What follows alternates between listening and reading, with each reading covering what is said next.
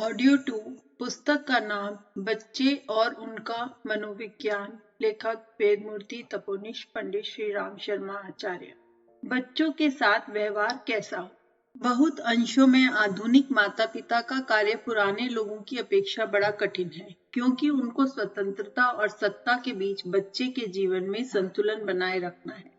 बीते दिनों में ऐसी बात नहीं थी। माता पिता के लिए इतना ही पर्याप्त था कि वे सत्ता के प्रति बच्चे से अधीनता मनवाएं, अर्थात उससे आज्ञा पालन करा लें। आजकल की प्रगतिशील माता के लिए पुरानी माताओं की तुलना में बच्चे का सहज सहयोग और स्नेह प्राप्त कर लेना अपेक्षाकृत आसान है, जिसके कारण माता और बच्चे दोनों के जीवन में पारस्परिक संबंधों की ग्रंथि सदैव महत्वपूर्ण बनी रहती है।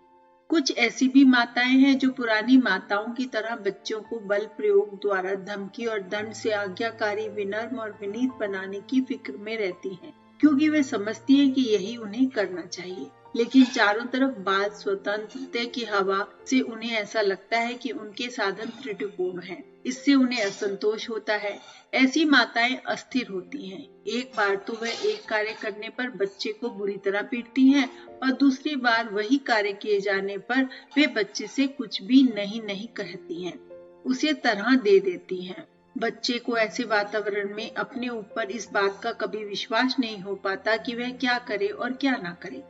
कभी तो उसे बिल्कुल स्वतंत्र छोड़ दिया जाता है और कभी अकस्मात वह स्वतंत्रता छीन ली जाती है और उसके बदले में बच्चे से पूर्ण आज्ञाकारिता की मांग की जाती है। बच्चे को जब कोई निर्देश दिया जाए तो यह समझा देना लाभदायी होता है कि उसके अनुसार आचरण करना क्यों जरूरी है। बच्चे को समझा देने का फल यही होता है कि वह यह नहीं समझेगा कि उससे बड़े की इच्छा का अंधानुकरण करने के लिए कहा जा रहा है, बल्कि वह समझेगा कि उससे एक ऐसे नियम का पालन करने के लिए कहा जा रहा है जिसे वह भी समझता है। ऐसे समय में जब कोई कठिनाई पैदा हो, और कभी ना कभी कठिनाई अवश्य पैदा होगी, खास तौर से बीमारी में या ऐसे समय में जब बच्चा या माता पिता में से कोई थका हो, तो ये बात बहुत जरूरी है कि बच्चा उस कठिनाई को अपनी इच्छा और बड़ों की इच्छा का संघर्ष न समझे। बच्चे को यह समझना चाहिए कि उससे एक ऐसे नियम का पालन करने के लिए कहा जा रहा है जिसके विपरीत आचरण करने पर उसे अवश्य ही कोई तकलीफ होगी, क्योंकि नियम व्यक्तियों का कोई लिहाज नहीं करता है। बच्चे को यह भी बतला देना चाहिए कि जब किसी नियम के अनुसार बच्चे से आचरण करने को कहा जाता है तो उसका अर्थ बड़ों की इच्छा के अनुसार काम करने का नहीं होता। यह परिणाम प्राप्त करने के लिए यह बहुत जरूरी है कि माता पिता के किसी व्यवहार से यह प्रकट न हो पाए कि वह व्यक्तिगत रूप से बच्चे की इच्छा का विरोधी है। उपरोक्त दृष्टिकोण से प्रत्येक कठिनाई का सामना किया जाना चाहिए और उस भावना से ही सामने आने वाली समस्याओं को सुलझाने के समस्त प्रयत्न किए जाने चाहिए। यदि ऐसा किया जाता है तो कभी कभी अपेक्षाकृत अल्प लाभदायी साधन के उपयोग से भी बच्चे के विकास में कोई गंभीर बाधा नहीं पड़ेगी। कल्पनाशील बालक बहुधा ऐसी दुनिया में रहते हैं कि यदि उन्हें रोका ना जाए तो हानि की संभावना है। बच्चे पर घर में बहुत अधिक ध्यान दिए जाने पर बच्चे की ओर घर वालों की बहुत सी शक्ति नष्ट होती है। दैनिक कार्यों में जहाँ तक संभव हो एक ही निश्चित क्रम से बच्चे का काम न करना बुद्धिमत्तापूर्ण होता है। ऐसा करने से थोड़े समय के लिए किसी अन्य व्यक्ति को भी बच्चे की देखभाल करनी पड़ जाए तो उससे वह अकड़ता नहीं है। बच्चे के सारे काम एक निश्चित क्रम और ढंग से ऐसे घरों में अक्सर होते हैं जिससे बच्चा ही सारे घर का आकर्षण का केंद्र होता है। बच्चे में ये भावना कि उसका काम नित्य एक ढंग से इस बात के ज्ञान से और भी अधिक बढ़ जाती है कि उसके माता पिता ही एकमात्र ऐसे लोग हैं जो उसके नहाने, धोने, भोजन और टहलाने का ठीक ध्यान रख सकते हैं।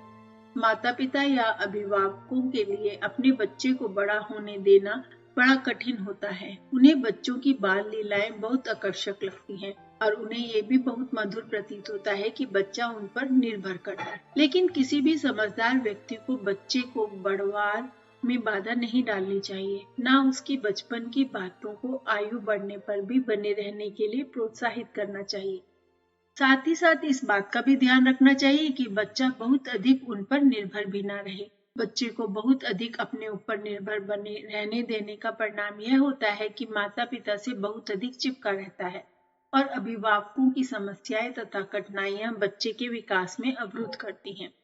माता पिता के बहुत अधिक निकट रहने का फल ये होगा कि बच्चे अपने आप कोई निर्णय कभी नहीं कर पाएगा। वह हर बात में माता पिता की सलाह लेगा और अपनी कठिनाई दूर किए जाने के लिए उनका मुंह ताकेगा।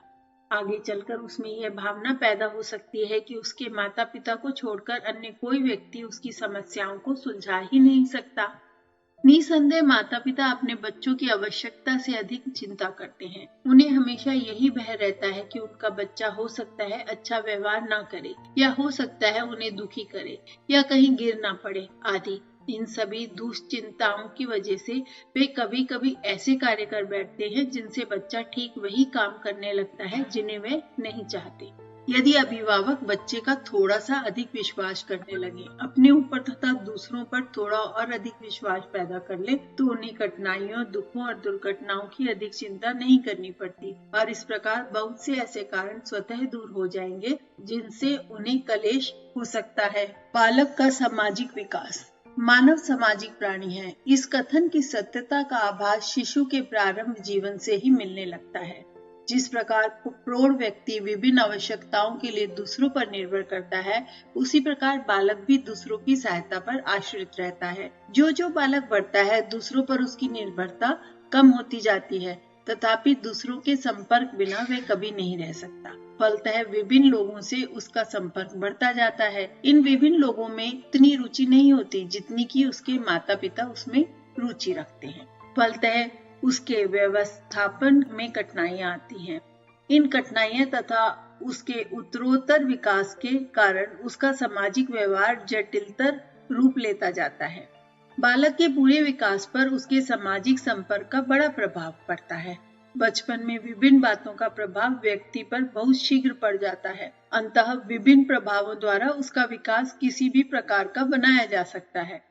बालक का पहला सामाजिक संपर्क कुटुंब होता है, इसलिए उसकी प्रारंभिक आदतें और अभिवृत्तियां कुटुंब द्वारा ही निर्धारित होती हैं। सामाजिक विकास का दूसरा अर्थ दूसरों के साथ अच्छा व्यवहार कर सकने की योग्यता तथा अपने पैरों पर खड़ा हो सकने की शक्ति से है। अपनी अभिरुचियां, अभिवृत्तियां, रुचियां, आदतों तथा व्यवहार में प्रौढ़ता प्राप्त को ही सामाजिक विकास कहा जाता है। यह प्रौढ़ता अचानक नहीं आ जाती, यह धीरे धीरे आती है और समानतः बालक के शारीरिक विकास के साथ साथ यह भी आती रहती है। सामाजिक विकास के साथ नई रुचियां, नए व्यवहार तथा नए प्रकार के मित्रों का चुनाव में वृद्धि होती है। सामाजिक विकास की दृष्टि से प्रौढ़ व्यक्ति केवल दूसरों के साथ रहना नहीं चाहता, वरन दूसरों के साथ काम भी करना चाहता है। सामाजिक विकास अन्य प्रकार के विकास से स्वतंत्र नहीं होता। सामाजिक विकास का शारीरिक विकास, मानसिक विकास, संवेगात्मक विकास तथा व्यक्तित्व विकास से घनिष्ठ संबंध है। वस्तुतः सामाजिक विकास इन सभी विविध विकासों का एक प्रकार से गुणनफल है। दूसरों के साथ सामाजिक व्यवहार दिखलाना बालक धीरे धीरे सीखता है। ये सीखना विभिन्न प्रकार के व्यक्तित्व के तत्व के संपर्क में आने पर निर्भर करता है। इस संपर्क का ज्यों-ज्यों उसे अवसर मिलेगा, उसका सामाजिक विकास होता जाएगा। बालक के वांछित सामाजिक विकास के लिए एक निश्चित योजना और निर्देशन की आवश्यकता है। यदि बालक बुरे समूह के प्रभाव में आ गया, तो उसका सामाजिक विकास दूषित हो जाएगा। बालक के पास इतना अनुभव नहीं होता कि वह अपना विकास सुचारू रूप से संचालित कर सके। अतः माता पिता, शिक्षक और अभिभावक को इस विषय में बड़ा सतर्क रहना चाहिए। सामाजिक विकास के साथ साथ बालक अपने व्यक्तित्व का स्थापन भी करता रहता है। जो बालक अपने आत्म प्रकाशन में सफल होता जाता है, उसका सामाजिक विकास बढ़ता हुआ कहा जा सकता है, क्योंकि इसके साथ अपने पैरों पर खड़े होने की भी उसकी शक्ति आ सकती है और कुछ अपनी ऐसी मान्यताएं व आकांक्षाओं का प्रकाशन करता है जिनमें सामाजिकता निहित होती है। इस विकास के साथ वह अपने व्यवहार में अधिक व्यक्तित्व और स्वतंत्र दिखलाई पड़ता है। अब ऐसा जान पड़ता है कि अपनी बातों में वह अपनी रुचि को भी प्रधानता देना चाहता है। अब दूसरों के इशारों पर ही नाचना उसे पसंद नहीं रहता, परंतु इस सब का यह अर्थ नहीं कि उसमें सामाजिकता की कमी आ रही है। वस्तुतः एक प्रकार की सामाजिकता अब बढ़ जाती है। पहले ही की तरह अब भी वह दूसरों के साथ रहने में प्रसन्नता का भाव प्रकट करता है, दूसरों के साथ का वह स्वागत करता है, दूसरों के साथ सहानुभूति और दया का भाव दिखलाता है। वह दूसरों से प्रशंसा की कामना है, वह अपने दल के साथ भक्ति दिखलाता है और उसके आदर्शों के अनुसार चलने के लिए सब कुछ करने को तैयार हो जाता है। बालकों के सामाजिक विकास की धारा एक क्रम में चलती है। इस क्रम के कारण ही यह अनुमान करना कठिन नहीं होता कि किस अवस्था विशेष में उनके सामाजिक विकास का साधारण स्वरूप क्या होगा। इस स्वरूप के ज्ञान के आधार पर कहा जाता है कि किस उम्र में वह दूसरों के बीच अधिक खेलने में इच्छुक होगा और किस उम्र में उसमें प्रतियोगिता अथवा नेतृत्व की भावना का प्रादुर्भाव होगा। सामाजिक व्यवहार के कुछ रूप। प्रारंभिक सामाजिक संपर्क के फलस्वरूप बालक कुछ ऐसे सामाजिक व्यवहार सीख लेते हैं जो आगे चलकर उसके व्यवस्थापन में बड़ी सहायता करते हैं। अन्य बालकों के साथ खेल में बालक यह सीखता है कि समूह में अन्य बालकों के साथ कैसा व्यवहार करना चाहिए और अपनी वस्तुओं में दूसरों को कैसे हिस्सा देना चाहिए। दूसरों के भावों, शब्दों और क्रियाओं के अनुकरण से बालक अपने को दूसरों के समान बनाने का प्रयत्न करता है, जिससे समूह के लोग उसे सहर्ष स्वीकार कर सके। अतः वह वही कार्य करना चाहता है जिससे उसे सामाजिक प्रशंसा मिले। 3 वर्ष की अवस्था में बालकों में कुछ अड़कन देखी जाती है और अपनी इच्छा के विरुद्ध किसी बात को मनाना वे अस्वीकार कर देते हैं। उनके व्यवहार का यह रूप सामान्य समझना चाहिए, क्योंकि यह सभी बालकों में प्राय पाया जाता है। चौथे साल के बाद अड़कन में कुछ कमी आ जाती है, क्योंकि बालक ये समझने लगता है कि प्रोणों के रहने अनुसार चलने में उसी का लाभ है। इस अड़कन में कमी आने से यह भी कारण हो सकता है कि प्रौढ़ लोग भी बच्चों की इच्छाओं का आदर करना धीरे धीरे आवश्यक समझने लगते हैं। चौथे वर्ष की अवस्था में बालकों के व्यवहार में द्वेष और प्रतिद्वंद्विता की भावना विशेष देखी जाती है। द्वेष और प्रतिद्वंद्विता से बालक अपनी कोटि के अन्य बालकों से क्रियाशीलता एवं वस्तुओं के संकलन में बढ़ जाना चाहता है, जिससे कि वे दूसरों से वह प्रशंसा प्राप्त कर सके। छोटे बच्चे एक दूसरे के साथ खेलना चाहते हैं, परंतु साथ ही वे आपस में झगड़ा भी खूब करते हैं, क्योंकि खेल में सहयोग दिखलाने की प्रवृत्ति अभी उनमें ठीक से नहीं पाई जाती।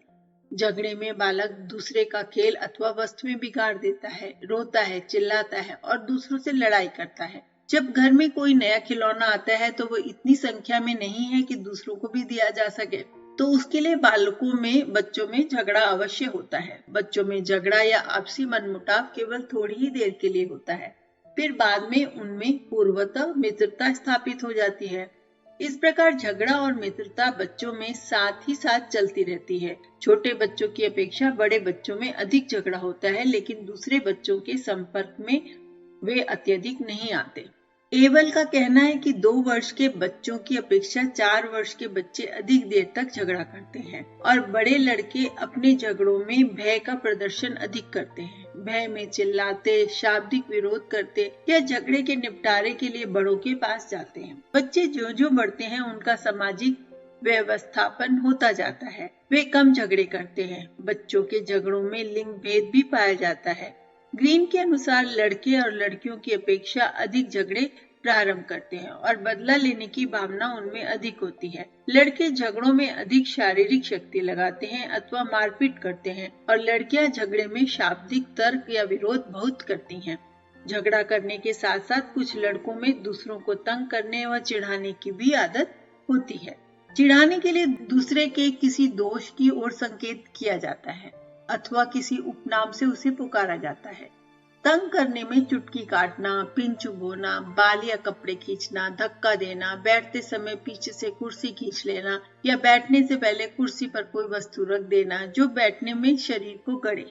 इस प्रकार की शरारतें छोटे बच्चों की अपेक्षा बड़े बच्चे अधिक करते हैं। वस्तुतः बड़े बच्चे ही छोटे बच्चों को इस प्रकार परेशान करते हैं। लड़के लड़कियों से अधिक ऐसा व्यवहार दिखाते हैं। जिन लड़कों का सामाजिक व्यापन व्यवस्था ठीक नहीं हुआ होता है, वे आत्महीनता की भावना गिनती से अभियुक्त रहते हैं और वे ही दूसरों को इस प्रकार परेशान करते हैं। सामाजिक स्वीकृति की अभिलाषा। सामाजिक स्वीकृति की अभिलाषा सार्वलौकिक है। अतः एक छोटा शिशु भी चाहता है कि लोग उसकी ओर आकर्षित हों और उसकी क्रियाशीलताओं या कार्यों की प्रशंसा करें। चौथे या 5वें वर्ष की अवस्था से बच्चे की आत्मचेतनता इस बिंदु पर पहुंच जाती है कि उसके लिए प्रकाशन की आवश्यकता होती है। बातचीत कर सकने से पहले ही बच्चा ये समझने लगता है कि वह दूसरों के आकर्षण की ओर प्रशंसा का केंद्र हो रहा है। जब दूसरे लोग उसकी विविध गतियों पर ध्यान देते हैं तो वह प्रसन्न होता है, और जब उस पर कोई ध्यान नहीं देता तो वह दुखी होता है। घर के लोग यदि उस पर बहुत ध्यान देते हैं तो बड़ा होने पर उसको कुछ निराशा का सामना करना पड़ता होगा, लेकिन बाहरी लोग उस पर उतना ध्यान नहीं दे सकते। ऐसा प्राय इकलौते व ज्येष्ठ बच्चों के संबंध में देखा जाता है। अपेक्षा अनुसार दूसरों का ध्यान आकर्षित न कर सकने पर बच्चे लोगों का ध्यान आकर्षित करने के लिए कुछ नए उपायों को अपनाने का प्रयत्न करते हैं। विकास की प्रत्येक अवस्था के साथ बच्चे की इच्छा बढ़ती है कि लोग उसके कार्यों की प्रशंसा करें। प्रारंभ में तो वह प्रणों से ही प्रशंसा की अपेक्षा करता है, परंतु बाद में वह अपनी उम्र के अन्य बच्चों से भी प्रशंसा पाने की कामना करने लगता है। इस कामना की पूर्ति के लिए वह सभी संभव साधनों का सहारा लेता है, और इसमें सफलता पाने पर उसके आनंद का ठिकाना नहीं रहता। अपने कार्यों से दूसरों को प्रभावित करने के क्रम में बच्चे कुछ ऐसे कार्य अवश्य कर जाते हैं जिनका प्रौढ़ विरोध करते हैं और समाज निंदा करता है। यदि बच्चे देखते हैं कि उनके कार्यों की प्रशंसा नहीं की जा रही है तो लोगों का ध्यान अपनी ओर आकर्षित करने के लिए वह कुछ असामाजिक व्यवहार भी दिखाते हैं। असामाजिक कार्य। किशोरावस्था आने तक के थोड़ा पहले लड़कियों में 12वें वर्ष और लड़कों में 14वें वर्ष के लगभग कुछ असामाजिक व्यवहार दिखलाने की प्रवृत्ति बहुत दिन तक नहीं चलती। लड़कियों में केवल 2-3 साल और लड़कों में इससे कुछ अधिक समय तक ही ये प्रवृत्ति रहती है।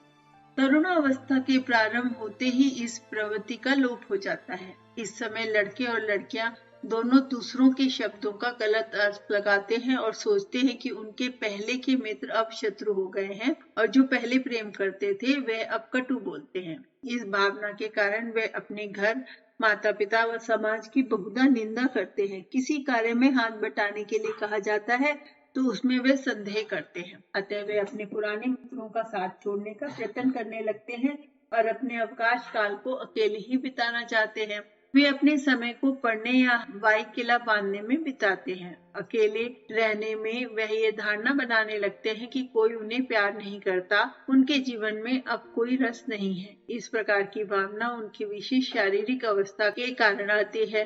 12वें व 13वें वर्ष के लगभग लड़के और लड़कियों की शारीरिक शक्ति कुछ कम हो जाती है। मनोवैज्ञानिकों का अनुमान है कि उनकी शारीरिक शक्ति की इस कमी का आना उनमें काम संबंधी प्रवणता के आने का स्वाभाविक परिणाम है। अपने पुराने साथियों के साथ कठिन परिश्रम वाले खेलों में वह सब सरलता से भाग नहीं ले सकता। अतः अपने समय को बिताने के लिए वह कुछ नई रुचियों का विकास करता है। मनोवैज्ञानिकों की धारणा है कि लड़के और लड़कियों में असामाजिक प्रवृत्ति आने के 2 प्रधान कारण हैं। पहला बुरा स्वास्थ्य और दूसरा बुरा वातावरण।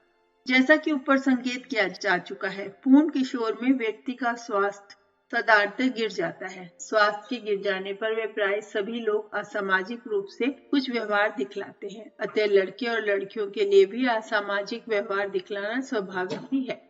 घर की बुरी दशा, माता पिता का बच्चों की परिस्थिति को ना समझना, वातावरण में आए हुए परिवर्तनों को बच्चों का ना समझना, उपयुक्त पौष्टिक भोजन का अभाव तथा घर व स्कूल के अत्यधिक कार्य आदि सभी लड़के और लड़कियों की मानसिक स्थिति को पूर्ण किशोरावस्था में अप्रिय बनाते हैं। बुरी आर्थिक स्थिति वाले लड़के और लड़कियां पर इन सभी परिस्थितियों का अच्छी आर्थिक स्थिति वालों की अपेक्षा प्राय अत्यधिक बुरा प्रभाव पड़ता है।